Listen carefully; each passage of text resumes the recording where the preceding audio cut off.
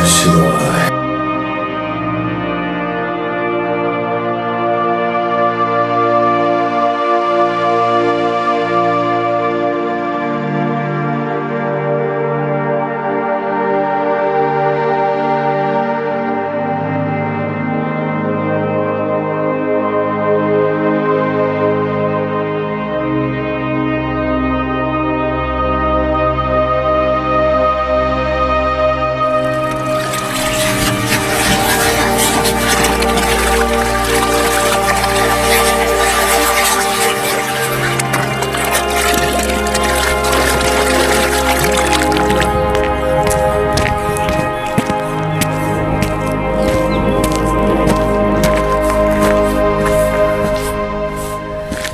दोस्तों आज भी अपन वहीं चलेंगे ऊपर चट्टान पे।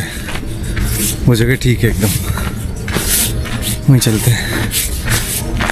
आज मेरा थोड़ा पीठ में दर्द भी है। मेरे यार पोस्चर का लफड़ा पड़ रहा है थोड़ा।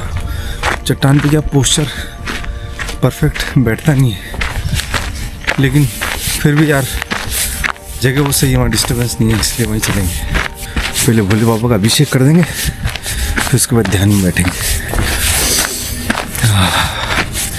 मेरे चंद्रमौली पिनाकी हस्ताय के जल से अभिषेक करेंगे।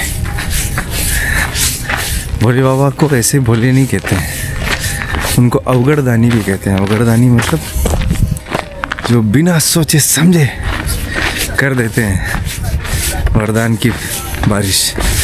राक्षसों को भी वरदान देते हैं, सुर को ही नहीं, असुरों को भी वरदान देते हैं, सबको वरदान देते हैं भोले बाबा। दोस्तों इतना घंटा एडिटिंग करने के कारण मेरी आँख में थोड़ा, इस वाली आँख में प्रॉब्लम हो रही है। इसमें दर्द रह रहा है हल्का, 2 दिन हो गए। मैंने इसमें आई ड्रॉप भी डाला, लेकिन हल्का भारीपन है इसमें। जबकि मैंने डिस्प्ले जो मंगाई ना, वो आई केयर वाली मंगाई है, यानी आँखों को उससे ज़्यादा नुकसान नहीं होता। और मैं ब्लू रेज फिल्टर वाला चश्मा भी इस्तेमाल करता हूँ, लेकिन फिर भी जब आप इतने घंटे बैठते हो ना, 5-5, 6-6 घंटे बैठते हो ना, तो बहुत फ़र्क पड़ता है। लेकिन क्या करें, वीडियो भी डालने हैं। एडिटर कोई मिल नहीं रहा, ऐसा एडिटर मिल जाए तो भी कर देंगे, पर खुद की वीडियो खुद ही एडिट करने में मज़ा आता है।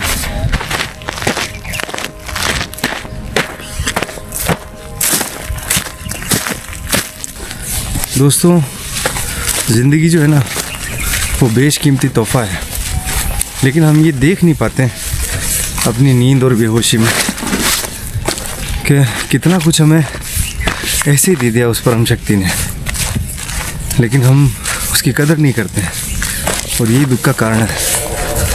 और ऐसी चीज़ों में उलझे रहते हैं जिसके कारण हमारा दुख और बढ़ता रहता है, तकलीफ़ें बढ़ती रहती है। ऐसे कर्मों में उलझे रहते हैं, और तो क्या है। इसलिए अपने कर्मों के प्रति सावधान, बहुत सोच समझ के सारे कर्मों में उतरो, क्योंकि मैं भी अब बहुत सावधान रहता हूँ, बहुत ध्यान रखता हूँ। मोर उड़ गए, कभी तो एक शॉट दे दो मेरे को उड़ते हुए का, हर बार भाग जाते हैं।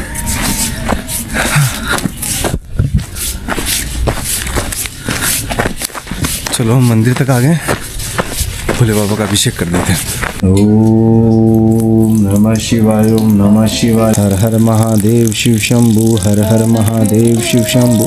भोले बाबा हम अज्ञानी हैं, आपके बच्चे हैं, आपकी पूजा की विधि हमें नहीं पता, और हमारी औकात भी नहीं कि हम आपकी पूजा कर लें। इसलिए जो सेवा हो रही है उसे स्वीकार कीजिए। जय जय शिव शंभु, भोले शंकर महादेव। महादेव आपकी जय हो, चंद्रमौली आपकी जय हो, पिनाकी हस्ताय आपकी जय हो, बाबा भोले भंडारी, मेरे भोले भंडारी आपकी जय हो, जय हो, जय हो। तो मित्रों भोले बाबा का जल से अभिषेक हो गया, तिलक लगा देते हैं थोड़ा। आज चंदन है थोड़ा, हमारे भी लगा लेंगे। ओम नमः शिवाय, ओम नमः शिवाय, ओम नमः शिवाय, ओम नमः शिवाय। ये तीसरा नेत्र है महादेव का, द थर्ड आई, जो शिव जी ने हम सबको दिए, लेकिन बस हम उसको खोल नहीं पाते हैं। इन्होंने पूरा जोर दिया है साधना पे। अभी हम तंत्र मार्ग को पढ़ रहे हैं, आपको पता है ना क्या कहते हैं बोले शिव। अभी विज्ञान भैरव तंत्र पढ़ रहे हैं, क्या बता रहे हैं भगवान शिव। सिर्फ प्रयोग की बात करते हैं, प्रयोग करो, तुम्हें भी आत्म उपलब्धि हो सकती है, इसलिए प्रयोग करना पड़ेगा, बिना उसके कुछ नहीं हो सकता। स्पष्ट है। नमः पार्वती पति हर हर शिव शंभु, बोले शंकर महादेव आपकी जय हो। ओम नमः शिवाय।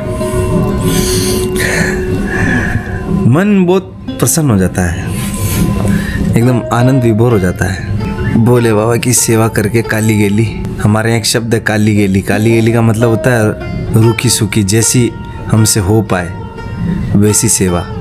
मेरे महादेव आपकी जय हो, भोले शंकर आपकी जय हो, चंद्रमौली आपकी जय हो, भोले बाबा आपकी जय हो।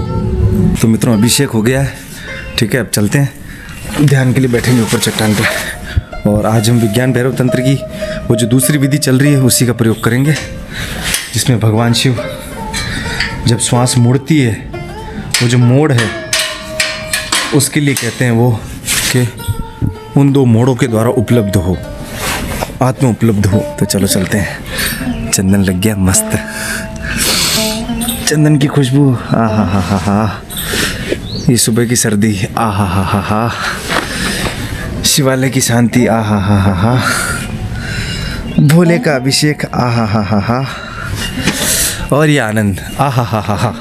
चलो चलते हैं। मित्रों मैं ये बात सभी सनातनी हिंदुओं से कहना चाहूँगा कि हमारे धर्म में सारी चीज़ें प्रैक्टिकल बताई गई है। जब तक प्रैक्टिकल में नहीं उतरोगे कोई मतलब नहीं है, खाली नाम के हिंदू रह जाएंगे हम।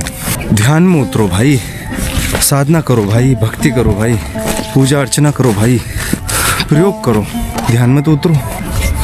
प्रयोग नहीं करोगे तो कैसे चलेगा। चलो बैठते हैं। मित्रों अब हम 1 घंटे के लिए विज्ञान भैरव तंत्र की दूसरी विधि का प्रयोग करेंगे, जिसको हम 2 दिन से कर रहे हैं। आज उसका हमारा तीसरा दिन है। जब श्वास नीचे से ऊपर की ओर मुड़ती है और ऊपर से नीचे की ओर मुड़ती है, उन 2 मोड़ों के द्वारा आत्म उपलब्ध हो। तो हम हमारी श्वास को बहुत ध्यान से देखेंगे।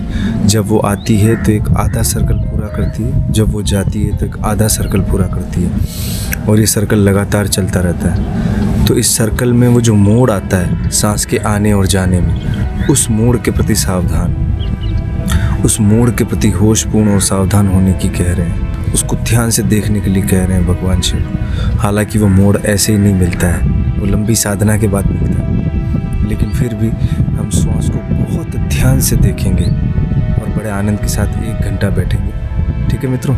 और कैमरे का व्यू इस बार मैं सामने से रख रहा हूँ, क्योंकि पीछे से ना जब सन ऊपर आता है, सूर्यदेव ऊपर आते हैं तो बिल्कुल ब्लैक हो जाता है, इसलिए मैं इसको सामने रख रहा हूँ। ठीक है, अब हम बैठते हैं।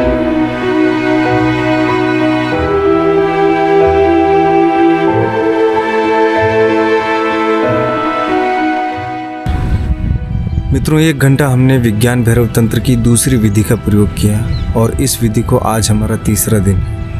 अब आज हम विज्ञान भैरव तंत्र की तीसरी विधि के ऊपर बात करेंगे।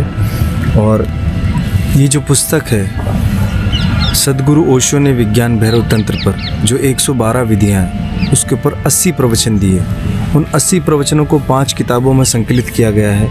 ये उसका प्रथम खंड है। मित्रों विज्ञान भैरव तंत्र जो है वो माँ उमा और भगवान शिव के बीच का संवाद है। माँ उमा भगवान शिव से प्रश्न करती हैं, भगवान शिव उनके किसी भी प्रश्न का उत्तर नहीं देते हैं, बल्कि उनको विधि बताते हैं। तो टोटल 112 विधियां बताई है जिस पर हम प्रयोग कर रहे हैं, और ये हमारी सीरीज़ उसी पे चल रही है। तो आज हम तीसरी विधि के ऊपर बात करेंगे, लेकिन उसका प्रयोग कल से करेंगे। थोड़ा सा ना पीठ में दर्द हो रहा है, एक साइड में हल्का सा, तो नीचे चबूतरे पे चलेंगे अपन।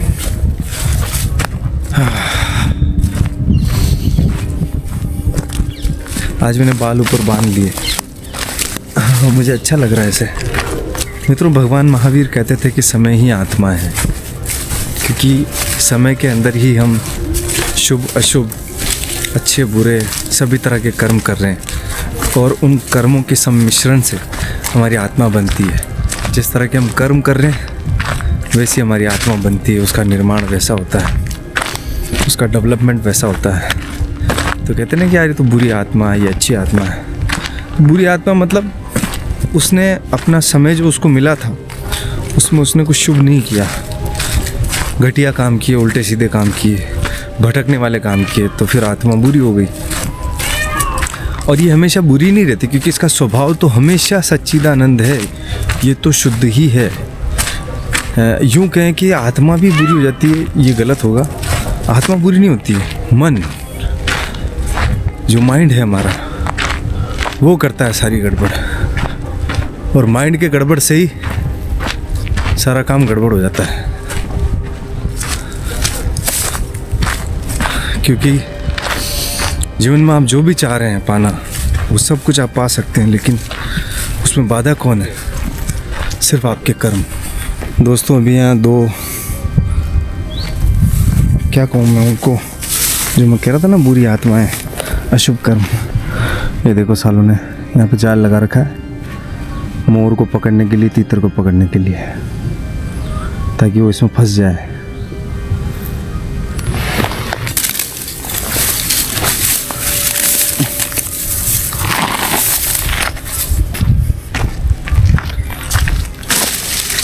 ये इसलिए बांधा ताकि तीतर इसमें फंसे, वो मरे, फिर उसको बना के वो खाएं।